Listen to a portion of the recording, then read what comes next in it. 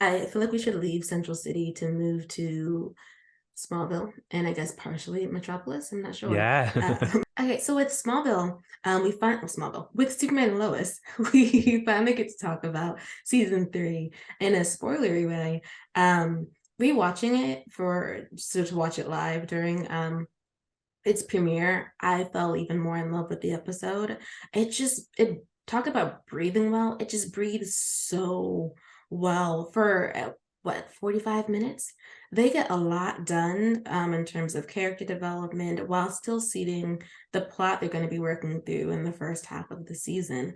I just really felt like I was back with the Kents again. I was back with the Cushings. I was like back with the Irons. I just really enjoyed everyone's space in the episode. And then it like hits you in the face with the villain plot. And that's so creepy. Like we went from wholesome and bright to some Bruno Mannheim has someone on an operating table and we're bringing him back to life for reasons unknown. That's a great introduction because I think it just highlights how much happened in that episode. Like we say, the Superman at Lois is like a streaming quality TV show, and it is. But at the end of the day, it still only has 40 minutes to work with. And like, look at all it managed to pack into those 40 minutes.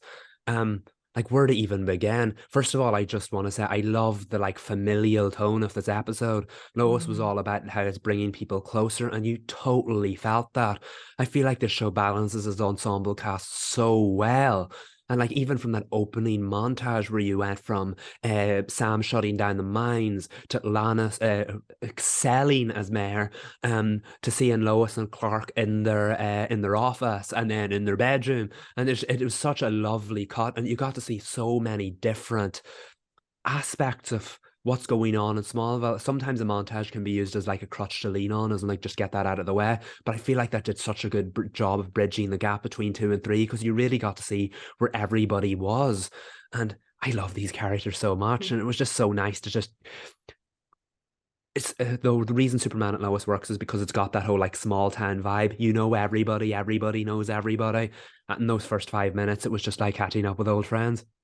It was, and I feel like even though it was only 27 days, it felt like there had been enough time between us seeing the season two finale and being dropped into the season three premiere that you wanted to know what they had been up to, even though it had been less than a month. I just there was a real balance of like the super part of their lives versus the normalcy of everything. Because you have Clark and Jordan like flying across the water and being in the fortress of solitude, and then you have Lois trying to hold on to her sanity and her anxiety, helping John drive. Like it's two very important aspects of their children's lives, separate but important, and you get to see how both parents handle it without. I feel like it doesn't. Even though I'm invested in where Jordan's superpower journey goes, I also am invested in where Jonathan's life goes as a regular teenager. I feel like Hmm. for a show that has supers in it, it doesn't diminish the importance of the storylines going forward for the humans, whether they're involved in crime fighting or not. I'm just like, I want to know if John gets his driver's license, which he did, and how he's doing at school and how his friend group is. I think it's just as important as Jordan's situation with learning how to be a superhero, which he's not doing well. I will say that. Oh, chaos, absolute chaos that boy always brings with him. But yeah, no, I have to say it. Clark and Jordan work so well together, but I'm glad we're getting to see more of Lois and Jonathan because they also work very, very well together. And you got to see plenty of that in the premiere episode. And while Jonathan is excelling at being a human, Jordan is not excelling at being a super. And I think feel like he's always going to get things wrong before he ultimately gets them right. Jordan really came through for the family in the end of season two when he was like their only hope in fighting the doppelgangers from the Mirrorverse.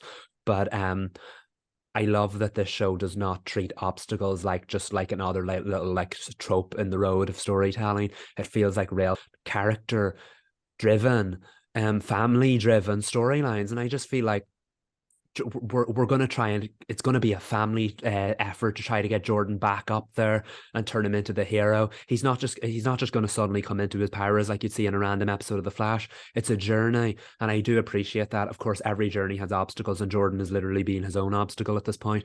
But like, yeah, his I had it under control scene made me laugh because boy, you did not have that under control. But Clark getting to be all like affirmative and father driven and being like home now. We don't see that side of Clark often. So, but you know how important protecting Jordan and his identity is to him. So you got to see that. And then on the opposite end, you had Lois acting like your father is a terrible driver because she couldn't let go of Jonathan and she wanted him to be such a good driver and she wanted him to be safe more than anything else. Like, in the grand scheme of things, maybe learning to drive isn't on the same level as being a superhero or whatever. This show treats them like equals, and I cannot appreciate that enough. Everything is important to this family dynamic, and you get to see all sides of it. I know Jonathan was a little left out in season one, I think, but they made up for that in season two, and I feel like they're going to keep making up for it in season three. And on that note, can we just talk about how great Michael Bishop is as the new Jonathan? He is excellent. I think in our spoiler-free review, we were talking about he brings a different energy to John. And I think it's because he's so chill. Like I think it Mm-hmm. just feels like he's really found a balance, right? Like I really like Michael Bishop's interpretation of Jonathan.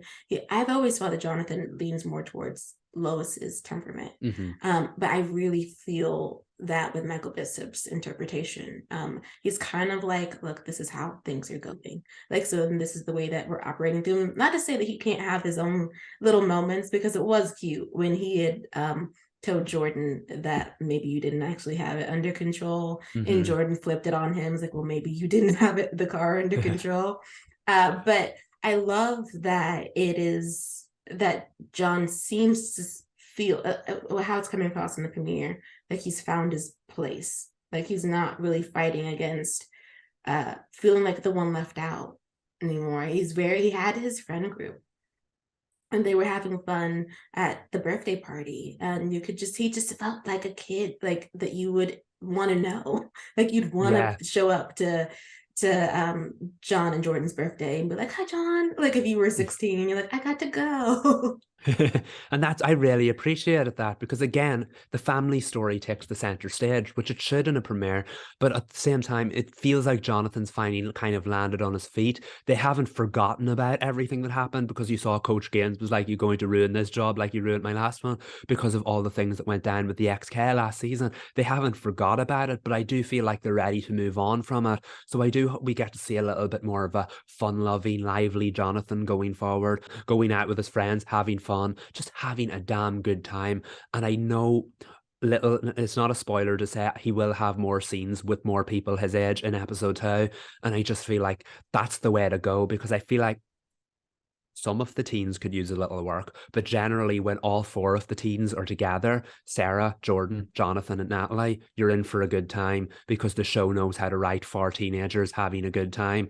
And yeah, I can't wait to see more of that throughout the season. And I think Michael Bishop, Alex Garfan, and the rest of the cast, not just the teens, by the way, the parents as well, the way they get involved in it, I think all of them will thrive with storylines like that go because this isn't just a superhero show, it's a family show. And you got to see that so much. And on that note, we got to see a lot, like as far as the adults go as well. I always said this show is like Parenthood meets The Flash, but the premiere leaned more on the Parenthood angle. And I think that's what Superman and Lois does best. It does. I feel like with the adults, they really got to interact with each other and speak with one another in ways that were both funny and serious. Like I enjoyed Clark and Lois's segments. I like that Mhm. they're happy together. They're putting Taro's properties to use They are very together. much so. But they're also, very invested in their boys' lives. So they're taking time Mhm. for each other, but they're taking also time to be with their kids and to be with their friends. I think it's so cute that like Lana was like, y'all are doing good. And like Clark is like glowing and Lois is smug about it.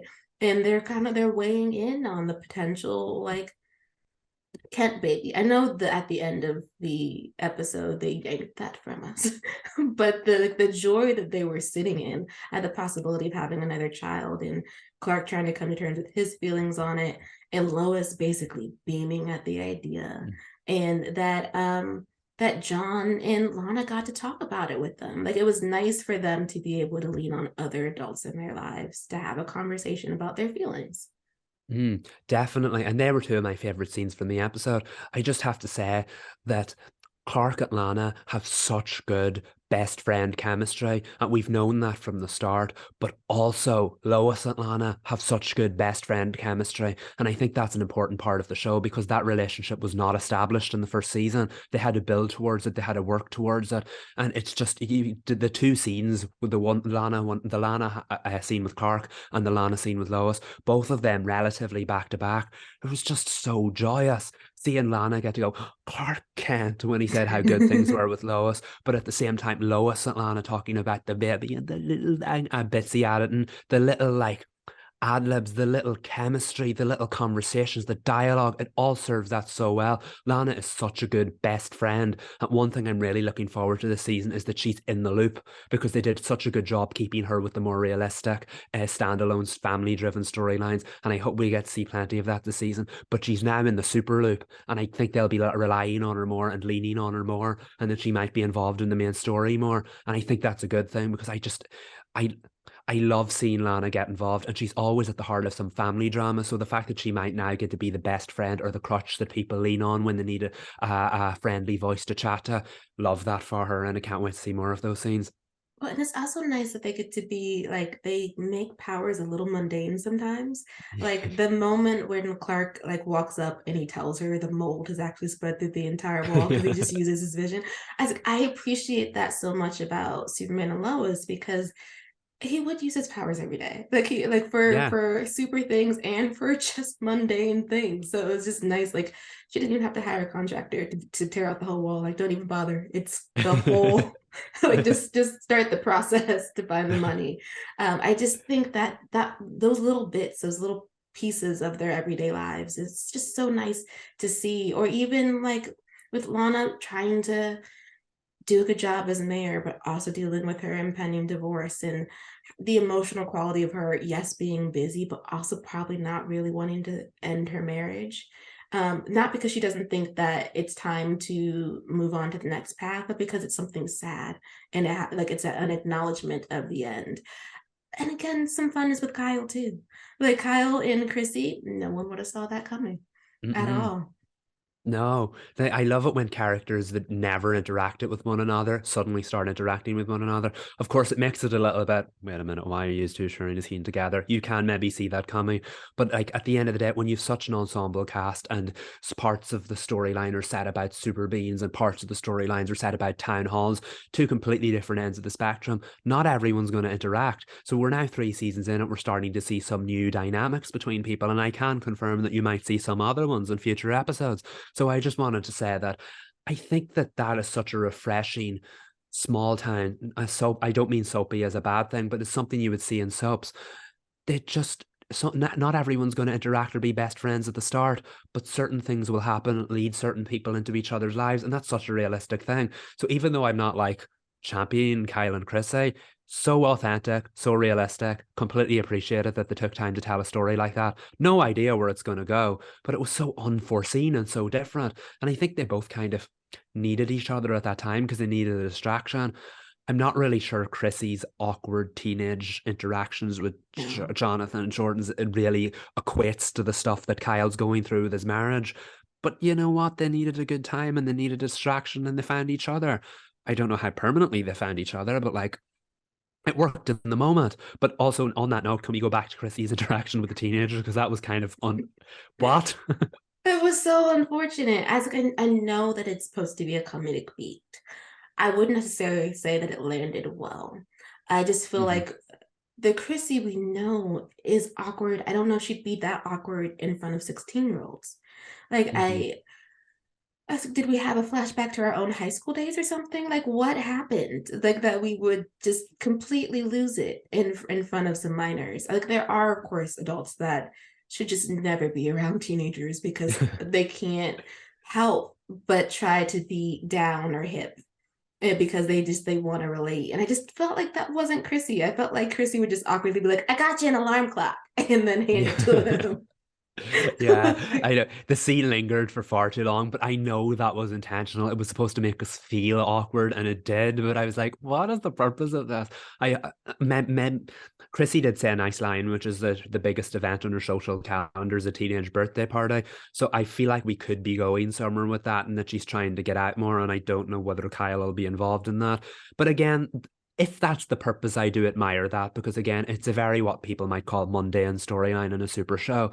But Superman and Lois doesn't care. It makes time for the mundane, it makes time for the realistic, and that's where it thrives. Um, it's still a very unusual scene, but generally I can appreciate where the storyline's going. And on the Kyle note, he's made mistakes. He did a horrible thing, and he's been adequately punished for it. And of his marriage is now ended. But I honestly wouldn't be surprised if him and Lana find their way back to each other because the show has done such a good job of like portraying them as they are each other's soulmates, kind of, even though real life happens and sometimes soulmates don't always end up together. It's just they have an understanding of each other that nobody else will ever have of each other persons. So I wouldn't be surprised if they find their way back to each other in the future. But I feel like the show is very much enjoying itself in the present now and knows that they are the past, they might be the future again, but they aren't the present. So let's have a little bit of fun with that and start some more realistic storylines. And as you see, Lana's struggling to juggle everything, and then Kyle's still really hurt by the way things panned out, and he's guilty over what he'd done. So I do think there's some scope there for great storylines, and I hope we get to see them going forward. I think so too, because Lana's issue, besides the cheating, was how much she had shrunk herself to make Yeah. room for Kyle. And his drinking was out of hand, and his depression was a lot because of the Smallville wasn't going anywhere, the town was drying up, and he did not react to it well. He's in a healthier place now. So perhaps as he grows, they might be able to find their way back. I'm okay either way. Hmm. I'm really invested in Lana's mayor journey, and Yeah. potentially if she's going to date anybody else, perhaps Tal will come back in another season. This is just to confirm it for people. Todd Helbing did say that Tyrell would not be in this season, so sorry guys, but he might like if they get an additional season, I could see them maybe toying with a relationship between him and Lana just based on the Bizarre World thing. But Hmm. who knows? I just think I really enjoyed that with the mundanity of everything. We do get super stuff too. It's like a mixture of things.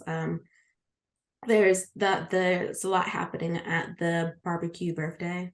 Like you have fun happening, you have awkwardness happening, and then you have John taking Sam to task for getting Natalie's hopes up because she misses her grandfather desperately. And she's aware that's not her grandfather, but she thought maybe she'd be able to have a relationship with his doppelganger of some kind. And all Sam cared about was getting her genius level skills with the DoD. And John was like, she is a child. She's a teenager who needs to be around other teenagers, not your eggheads. And you should not be using her. She wants to get to know you. And I like that Sam took that note. Hmm. It was a very fiery note, and I was very there for that energy. And he corrected his behavior. And I think sometimes it's easier for Sam to do that with kids than it is for Hmm. him to do that with adults. But I appreciated that he was taken to task and then he fixed the situation. Yeah, I completely agree. And I have to say, I adore the Superman at Lois version of Sam Lane because the Sam Lane we saw in the comics and the Sam Lane we've seen in the likes of Smallville and the one in Supergirl was complete and utter trash. I am sorry. Oh, what a horrible person. But this Sam Lane is not trash. He absolutely does the wrong thing on so many occasions. But even though he's kind of pig-headed and stubborn, he will learn from his mistakes and try to do better. And that is a far more well-rounded character. I don't think Sam Lane always means harm, at least this version. He doesn't always mean harm, but he's aware of the fact that he can cause it. And I thought that scene with him and Natalie at the end, where he admitted that he's not good with people in general, let alone kids or whatever, and he always says the wrong thing. Beautiful, beautiful scene. And the way Natalie started smiling endearingly at him, I felt myself doing the same thing, because you don't see Sam get to be that like open as much, with the exception of Lois, who he was always open with. I just feel like I ever since he moved out of the DOD, I think he's moved back into it now apparently, but ever since he moved out of the DOD, we really get to see Sam Lane flourish as a character, and I cannot wait. I hope this relationship he has with Natalie produces so many more meaningful moments, because that's another one of those new dynamics we talked about, and it was so beautiful. It was, and there's just so much potential for growth for everybody, which is why I am for the decision of breaking up Jordan and Sarah, even though it's hilarious that they only made it 27 days. But I think if they can just, let them be broken up and fingers crossed go their separate ways, that they too will grow as characters. I absolutely hated their scenes in the premieres. I appreciated that Sarah set boundaries. What I didn't appreciate was how she treated Jordan. That diner scene where he got her an elephant from Malaysia and she just did not want it was just like, girlfriends do that though. Like he heard something, he went to go stop it. He got you an elephant on the way. Why can't we have the elephant? It wasn't a token of love. It might be a token of affection, but like it can still be platonic affection. Right, right. I told you and Reed last week, if I had superpowers, I'd buy you a toy elephant. I just like I don't understand why she was reading into this. And I know with Jordan you can read into things because he feels things very deeply. But I just want to say I championed the Jordan and Sarah romance so much in season one. It was refreshing, it was sweet, it was charming, it was heartfelt. But then season two kind of tainted that. And I understand everyone goes through a rough patch, but I feel like season three is now going to jump on the season two part of it instead of the season one part of it. And the longer it drags on, the less and less charming it gets. And all you can do is feel for both of them. I'm not going to shed anyone. All you can do is feel for both of them because they're teenagers. They don't know what they're going through right now. But I agree with your point. I feel like Sarah is asking Jordan to respect her wishes, but it was only in this episode she actually vocalized what those wishes really were. And after last season, when she kind of like dragged him through the mud because she felt guilty over what she did, it's not really fair to expect him to get things right away unless you're upfront and tell someone how you feel. And I feel like Sarah has not been doing that. Maybe she did do that sometime in the 27-day window. But the thing is, the show only showed us her doing it now in the scene at the birthday party, which the timing might have been off, but I mean, at least she was upfront. She wasn't really being honest about she wasn't really being clear about what she wanted at the diner scene, and she certainly wasn't being clear about what she wanted in the previous season. So nobody is harder on Jordan than us today, but I think all of us can say that she really you feel for him because he doesn't know how to act after the way things blew up last season. And I fear that she might start doing the same thing again, unbeknownst to herself. I don't think Sarah's being malice at all. There's nothing mean about her, but I do think that she can sometimes forget that the reason they connected was because they were both gentle souls going through something similar. And I think sometimes she forgets that he still is that, and that she needs to be more upfront with what their relationship is without hurting his feelings. Because of course, he's going to be hurt that they can't be together. But I feel like she's unnecessarily sharp with him sometimes. She's unnecessarily harsh on him sometimes. We saw that last season when she said, he doesn't understand what I'm going through, when actually the reason they connected was because he did. Um, yeah, I just think sometimes she overlooks the depth of Jordan, which is a shame because that's how they connected in the first place. Yeah, like as a trio, we've discussed how it just seems like she doesn't realize he can't really be her friend right now. Like Mhm. it has only been 27 days, and he's always been more invested in their relationship romantically than she has. Not to say that Sarah doesn't love him, but I think he has thrown himself into their relationship to the point where it is hard for Jordan to untangle his romantic feelings for Sarah and his friendly ones, his platonic feelings. But it also could be like, if you were to take romance out of it, I think maybe Sarah's forgotten she's his only friend. So like, Mm, yes, he has his brother. They didn't really show him and Natalie being friends. I think they're just more so friendly. So hmm he doesn't have anybody else. So of course, and it's not just the powers thing. It's not just that she's the only person who knows about his powers and he wants to be able to talk to somebody outside of his parents and his brother and Natalie. Um, it's that you are the only person that he talks to. He doesn't have anybody else. And perhaps he'll go on a friendship journey this season. That would be lovely. And like I said, I think those four teens thrive when they're together. So maybe we will see different dynamics. Like Jonathan and Sarah have a nice friendship, but we could also maybe see the other end of that and see Jordan get to know Natalie a little bit better, because Natalie kind of connected with Sarah and Jonathan, but never really had any scenes with Jordan unless they were doing super things. And on the super note, we could end up seeing the two of them do super things again this season. So maybe that's what they'll connect over. That would be quite nice.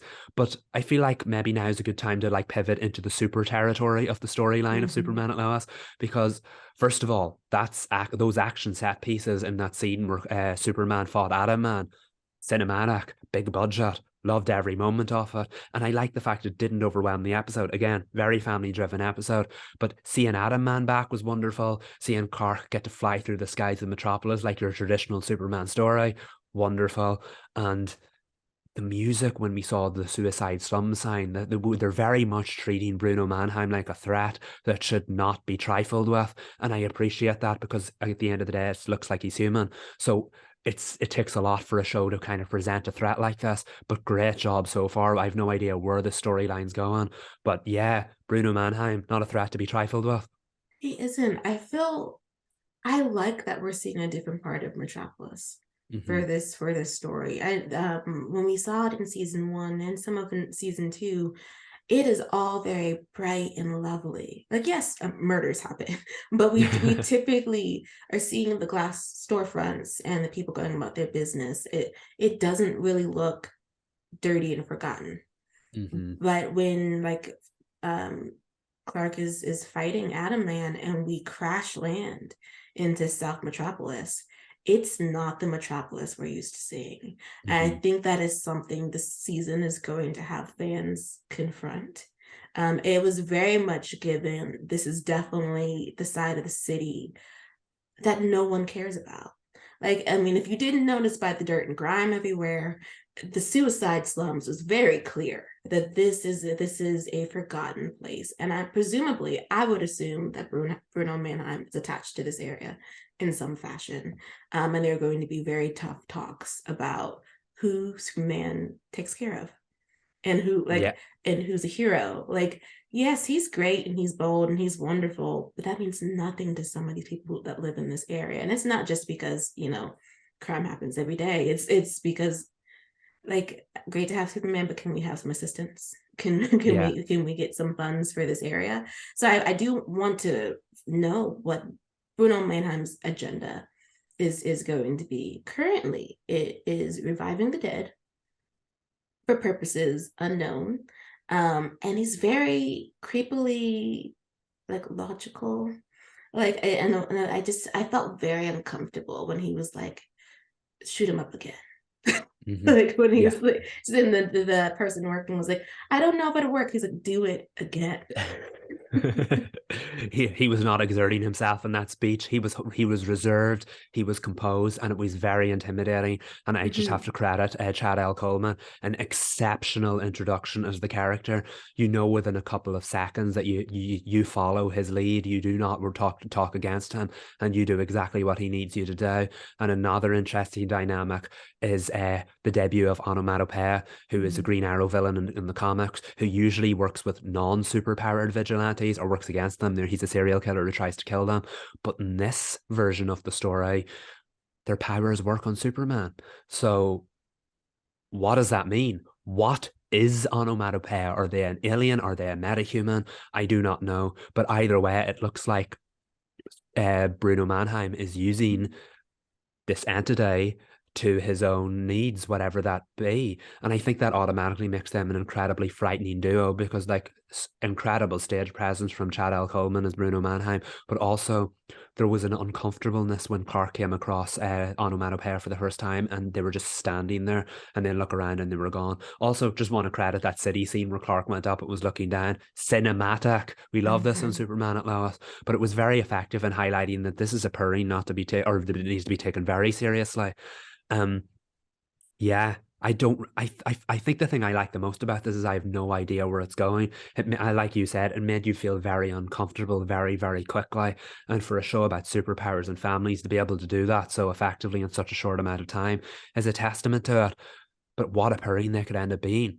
It could be. And I like that it makes you want to watch episode 2 Hmm. to find out what happens. They did not give us anything, but the two villains working together and how effective that is, especially because at the beginning of the episode, Clark and Lois are already talking about Bruno. Like, Hmm. so it's like, oh, we're setting it up for the investigative part too. Like it's gonna be a super powered issue and a journalistic issue. And I like that the premiere gives you two things to worry about. It gives you the villains to worry about, but it also gives you the mystery behind whatever's going on with Lois because she's not pregnant. Hmm. So, and she's I guess potentially sick. And it would be like, who do I have to fight? Because Yeah. obviously it's called Superman and Lois, so we will not lose her. But I don't hurt me either as we go through the story. Yeah, I mean, if Reed was here right now, we'd quote Katy Perry and say that was a fallen from Cloud Nine moment Yes. because we were on such a high. The family were so ready for this exciting new adventure, and in one moment we found out that they're not going to have it. I felt so bad for Clark and Lois and those quiet looks they exchanged when they found out that she wasn't pregnant. But then that kind of disappointment turned into almost a fear because Lois was kept on the phone and she was like, "Well, okay, if I'm not pregnant, what is wrong?" And so that was a really like worrying and like down to earth kind of moment. And then the fact that that set up beautifully, then the Bruno Mannheim tease, and we don't know what he's doing. I feel like the finale was, sorry, the premiere had such like almost like a finale teaser to it. It Mm-hmm. it it set up everything that's coming next, and all of it carries stakes in such a short amount of time. You have what's going on with Lois, but you also have what Bruno Mannheim up to, and I feel like now looking back on it, the premiere kind of teased that right from the very beginning. We just didn't know it at the end. They took us on a journey to get us there, and like what a journey it was. And if the rest of the season's anything like that, I think we Superman at Lois could be set to hit new highs. Well, I love then that like we were like gushing about Walker Independence, and that is done. And so now we have Superman and Lois to reclaim the crown. Because we're always gushing about Superman and Lois, but I mean you can't help it because the writing is so excellent